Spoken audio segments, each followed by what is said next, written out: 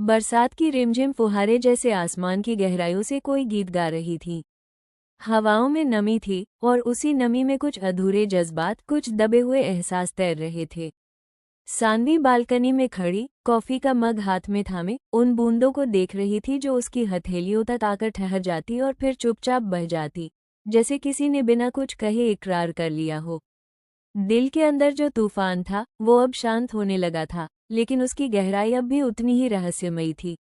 आदित्य के साथ बिताए गए पिछले कुछ दिनों की हर एक बात, हर एक नज़ारा उसकी आंखों में किसी चलचित्र की तरह घूम रहा था।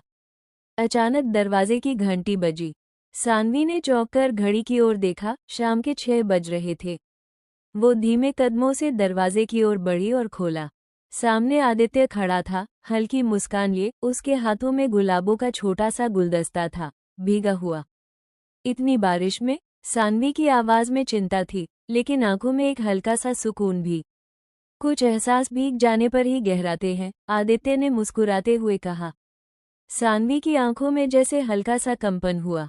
उसने दरवाजा पूरी तरह खोला और आदित्य को अंदर आने का इशारा किया। बैठो, मैं तौलिया लाती हूँ, वो कहती हुई भीतर चली गई। आदित्य वहीं खड़ा, कमरे की दीवारों को देखता रहा। हर दीवार पर कुछ पुरानी तस्वीरें, कुछ नई स्मृतियां जमी हुई थीं।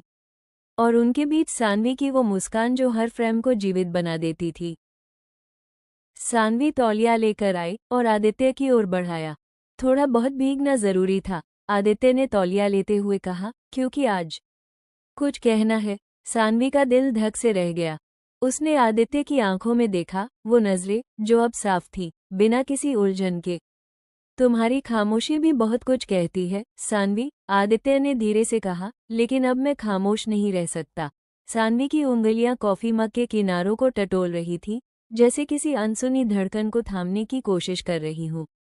मैं जानता हूँ, आदित्य ने आगे कहा, हमारे बीच बहुत कुछ कहा नहीं गया, बहुत कुछ सह लिया गया। लेकिन अब और नहीं, मैं हर उस बात को आवाज देना चाहता हूँ जो अब तक बस दिल में थी। उसने गुलाबों का गुलदस्ता सानवी की ओर बढ़ाया। सानवी, क्या तुम चाहोगी कि हमारी अधूरी कहानी पूरी हो? कमरे की खामोशी एक पल को भारी हो गई। बाहर बारिश अब तेज हो गई थी, जैसे कुदरत भी इस पल को थामे हुए थी। सानवी की आंखों में नमी थी, लेकिन वो आंसू नहीं थे, वो राहत की बूंदें थीं, जो बरसों से दबे इकरार की तरह बाहर आ रही थीं। उसने गुलदस्ता थामते हुए कहा, आदित्य, कभी कभी खामोशी भी इकरार करती है। आदित्य मुस्कुरा उठा। तो चलो, उसने कहा, अब शब्दों से उस खामोशी को पूरा करें। वो दोनों वहीं बैठ गए, बालकनी के पास, बरसात को देखते हुए और उन अधूरे पलों को पूरा करते हुए जो बरसों से दिल में दबे थे। शब्द अब जरूरी नहीं थे। उनकी नजरों ने, हाथों की गर्माहट ने और सिसकती हुई वो हवा, सबने मिलकर एक इकरार लिख दिया था। उस शाम की हवा में कुछ अलग ही ठहराव था।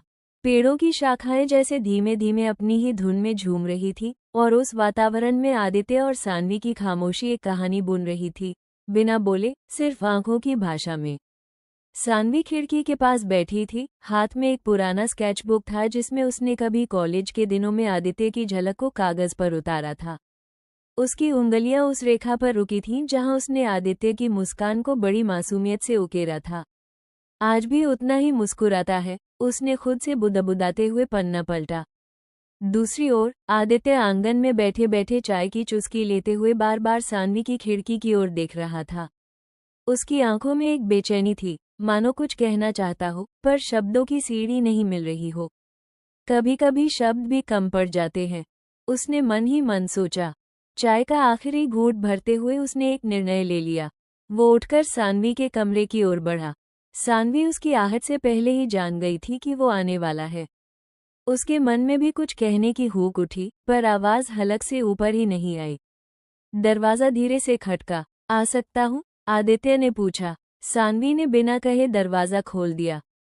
दोनों के बीच कुछ क्षण ऐसे गुजरे जैसे वक्त ने रुककर उनकी भावनाओं को सम्मान देने की ठान ली हो। ये क्या देख रही थी? आदित्य ने नजरें स्केचबुक पर टिकाते हुए पूछा। सानवी ने मुस्कुराकर किताब की ओर इशारा किया। वो तुम्हारी पुरानी तस्वीर, कॉलेज के समय की, जब तुमने पहली बार मेरे लिए गिटार बजाया था और तुमने मुझे पहली बार गौर से देखा था, आदित्य ने उसकी बात पूरी करते हुए कहा। उनकी नज़रें मिली और वहीं वो खामोश इकरार जन्मा जिसकी कोई जुबान नहीं थी, सिर्फ एहसास था। आदित्य ने धीमे से कहा, सानवी, मैंने बहुत कुछ कहा नहीं, पर हर बार चाहा कि तुम समझ जाओ। सानवी की आंखें छलछला गईं। मैंने भी बहुत कुछ महसूस किया था, पर डरती थी खो देने से। और अब? आदित्य ने उसके करीब आकर पूछा। अब खोने से ज्यादा डर एक अधूरी कहानी के बोझ से है, उसने जवाब दिया। आदित्य ने उसकी हथेली अपने हाथ में ली। क्या तुम चाहती हो कि हम अपनी कहानी पूरी करें? सानवी ने हल्की मुस्कान के साथ सिर हिलाया। हाँ, एक नई शुरुआत, पुराने यकीन के साथ। बाहर शाम की रोशनी थोड़ी और हल्की हो चुकी थी और कमरे के भीतर दो दिल एक अनकही कहानी को नया नाम दे रहे थे। तो चलो, आदित्य ने कहा, आज से हर शाम हमारी होगी। हर खामोशी में एक इकरार छुपा होगा, सानवी ने कहा, और हर सुबह एक नई उम्मीद लेकर आएगी, जैसे हम हर रोज फिर से मिल रहे हों। उनकी बातचीत में कोई बड़ी शायरी नहीं थी, न कोई नाटकीय मोड़। बस सादगी थी, भावनाएं थी और उन खामोश लफ्जों का इकरार जिनकी गूंज दिलों तक पहुंच चुकी थी। अगली सुबह दोनों ने मिलकर मंदिर में दर्शन किए। गांव के लोग जो कभी इस रिश्ते को लेकर उलझन में थे, अब धीरे धीरे मुस्कुराकर स्वीकारने लगे थे। सानवी की मां ने पहली बार खुले मन से आदित्य को चाय पर बुलाया और कहा, तुम दोनों को साथ देखकर दिल को सुकून मिलता है। आदित्य ने विनम्रता से जवाब दिया, आपकी दुआओं से ही तो ये रिश्ता अब मुकम्मल लग रहा है। वहीं दूसरी ओर कॉलेज में सानवी की दो सहेलियां उसकी इस कहानी को सुनकर खुशी से झूम उठीं। किसी कहानी को मुकम्मल होने में समय लगता है, लेकिन तुम्हारी तरह अगर धैर्य और सच्चाई हो तो हर अधूरी कहानी पूरी हो सकती है, उनमें से एक ने कहा। उस दिन शाम को दोनों ने साथ बैठकर स्केचबुक के पन्नों में अपनी नई शुरुआत की पहली तस्वीर बनाई, जिसमें सानवी और आदित्य एक पेड़ के नीचे बैठे मुस्कुरा रहे थे और आसमान पर सूरज ढल रहा था।